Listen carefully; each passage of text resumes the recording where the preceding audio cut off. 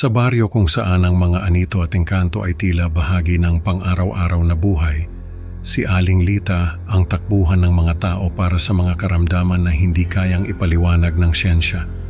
Ngunit sa kabila ng kanyang reputasyon bilang isang albularyo, may isang kwento siya na nagdulot ng matinding takot sa kanya, isang kwento tungkol sa isang kaibigang nawala sa gitna ng bahaghari.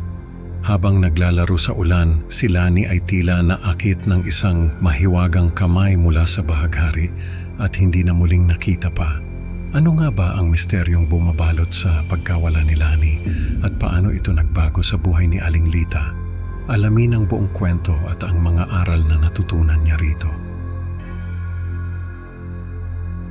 May kilala akong albularyo sa amin na ang pangalan ay Aling Lita. Siya ang pinupuntahan ng mga tao kapag may mga karamdaman na hindi kayang gamutin ng mga doktor.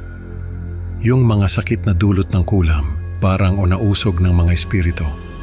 Si Aling Lita ang tinatakbuhan ng mga tao sa amin para magpagamot.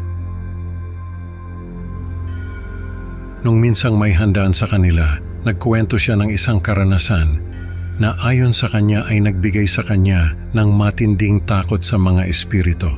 Sabi niya, ayaw niya sanang magkwento dahil baka raw ay mawalan ng tiwala sa kanya ang mga tao sa kakayahan niya bilang manggagamot. Pero dahil mga kaibigan naman daw niya ang naroon sa handaan, ay nagtiwala siya sa amin na hindi namin ipagkakalat ang kwento niya. Pero heto nga at ikukwento ko sa inyo. Nagsimula raw ang lahat nung bata pa siya. Sabi ni Aling Lita, lumaki siya sa isang baryo na napapaligiran ng mga kwento tungkol sa mga anito at engkanto. Mahigpit ang utos ng mga magulang nila na huwag lalapit sa gubat na nasa dulo ng baryo dahil sagrado raw iyon at tirahan ng mga anito. Sa murang edad ay natutunan na raw ni Aling Lita na matakot sa mga hindi nakikita. Ang tatay niya ay isang magsasaka na napakaraming kwento tungkol sa mga anito. Ang tatay niya raw kasi ay sa sagradong gubat nagtatanim ng mga pananim. Isang beses daw ay nakauwi yung tatay niya na may mga sugat sa mukha at katawan. Kinuwento ng tatay niya na habang nag-aani raw ito ng mga tanim, ay bigla na lang siyang sinugod ng mga baboy ramo. Hindi raw niya alam kung saan nagmula ang mga baboy ramo dahil wala naman daw siyang nakita ng mga iyon. Basta naramdaman na lang daw niya na sinasalakay na siya ng mga iyon. Nagtakbuhan daw palabas ng gubat yung tatay niya at saka lang nawala yung mga baboy ramo. Sabi ng tatay niya, pinarusahan daw siya ng mga anito dahil hindi siya nagpaalam na mag-aani na. Sabi ng tatay niya, may ritual na ginagawa ito sa tuwing mag-aani siya ng mga tanim sa gubat. Pero nung araw na iyon ay nagmamadali raw siya dahil may kailangan siyang bayaran. Kaya hindi na siya nagpaalam sa mga anito. Isa lang daw yon sa mga karanasan ng tatay niya sa mga anito. Kaya naman lumaki siyang may takot sa mga espiritu. Pero ang pinaka-traumatic na karanasan daw ni Aling Lita ay yung minsang nawala ang isa niyang kaibigan. Naglalaro raw sila noon sa may ilog nang biglang bumuhos ang malakas na ulan. Nagkayayaan na silang umuwi, pero yung isa nilang kaibigan na si Lani ay pinigilan sila. Sabi ni Lani ay magtampisaw muna sila sa ulan. Pumayag naman sila dahil gusto rin naman nilang maglaro pa. Pero habang naglalaro sila sa ulan, ay biglang nagliwanag ang langit. Tumingala raw si Aling Lita at nakita niya na may bahaghari. Tapos ay nakita niya na si Lani ay nakatayo sa gitna ng ilog at parang may kinakausap. Tinawag nila si Lani pero hindi ito sumasagot. Lumapit sila kay Lani at doon nila nakita na may inaabot itong kamay sa gitna ng bahaghari. Hinila nila si Lani pero hindi nila ito mahila. Para raw itong nakadikit sa sahig ng ilog. Tapos ay unti-unti na itong hinihila ng kamay na nagmumula sa gitna ng bahaghari. Nagsigawan sila at nagtakbuhan pa uwi para magsumbong sa mga magulang nila. Pero nung bumalik sila sa ilog kasama ang mga magulang ni Lani ay wala na ito roon. Pati yung bahaghari ay wala na rin. Hinanap nila si Lani sa buong baryo pero hindi na nila ito nakita. Sabi ng mga albularyo na nilapitan ng mga magulang ni Lani ay kinuha raw ito ng mga engkanto. Dahil hindi raw alam ni Lani ang tamang ritual kapag may bahaghari. Sabi ni Aling Lita, matagal siyang hindi nakatulog dahil sa nangyari kay Lani. Tuwing pipikit daw siya ay naaalala niya ang mga nangyari sa ilog. Dumating pa raw sa punto na kinailangan siyang gamutin ng albularyo dahil sa sobrang takot niya. Kaya naman nung lumaki siya ay natutunan niyang gamutin ang sarili niya. Dahil sa mga alaala ng tatay niya at ni Lani ay natutunan niyang matakot sa mga anito at engkanto.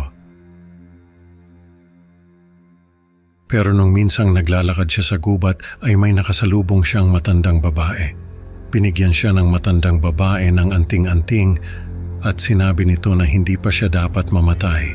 Nagulat siya at nagtanong kung bakit siya mamamatay. Pero hindi na siya sinagot ng matanda at naglakad na ito palayo. Pagtalikod niya ay wala na yung matanda. Hindi niya alam kung anong ibig sabihin ng matanda. Pero simula noon ay hindi na siya natatakot sa mga anito at engkanto. Dahil naisip niya na kung oras na niya ay oras na talaga niya. Pero dahil sa anting-anting na binigay ng matanda, ay nagkaroon siya ng lakas ng loob na harapin ang mga anito. Nung minsang may lumapit sa kanya para magpagamot ng anak na tinamaan ng engkanto, ay sinubukan niyang gamutin ang bata. Nagulat siya dahil gumaling yung bata. Simula noon ay nagkaroon siya ng reputasyon na manggagamot ng mga tinamaan ng espiritu. Ang kaso ay hindi niya magamot ang sarili niya. Dahil sa tuwing naaalala niya ang nangyari kay Lani ay bumabalik ang takot niya.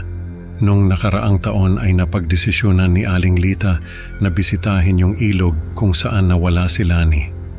Matagal na raw niyang gustong bumalik doon pero natatakot siya. Pero naisip niya na kailangan niyang harapin ang takot niya. Nagpunta siya sa ilog at nagdasal para kay Lani.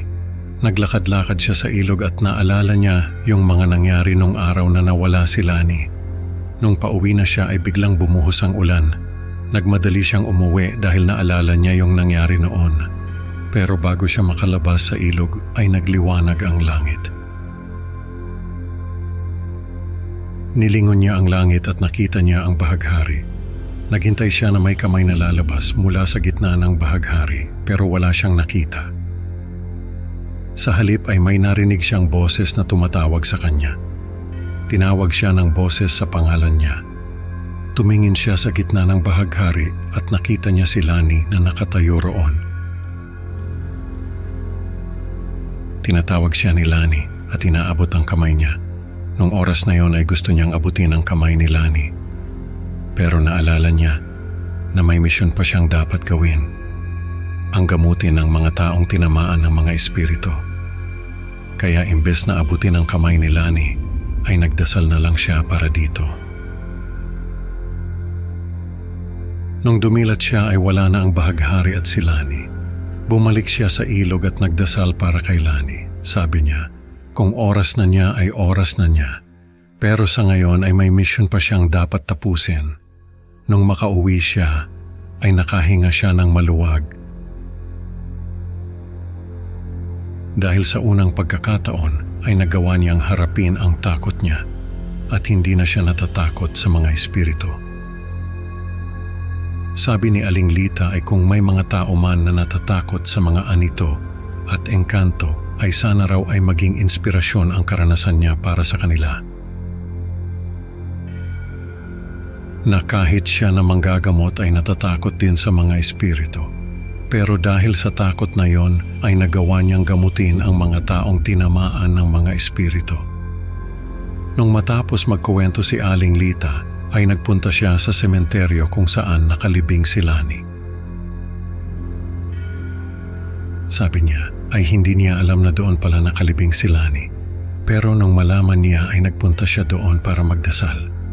Sabi ni Aling Lita ay nakahinga na siya ng maluwag dahil alam niya na nasa maayos na kalagayan si Lani. Sabi pa niya ay balak niyang sumulat ng memoir para isalaysay ang mga karanasan niya at ang mga aral na natutunan niya sa mga iyon.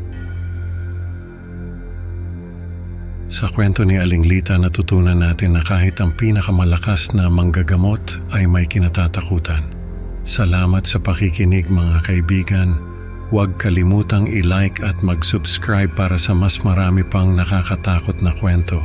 Hanggang sa susunod na upload mga kaspuki. Tandaan, minsan ang bahaghari ay hindi lang basta kulay sa kalangitan.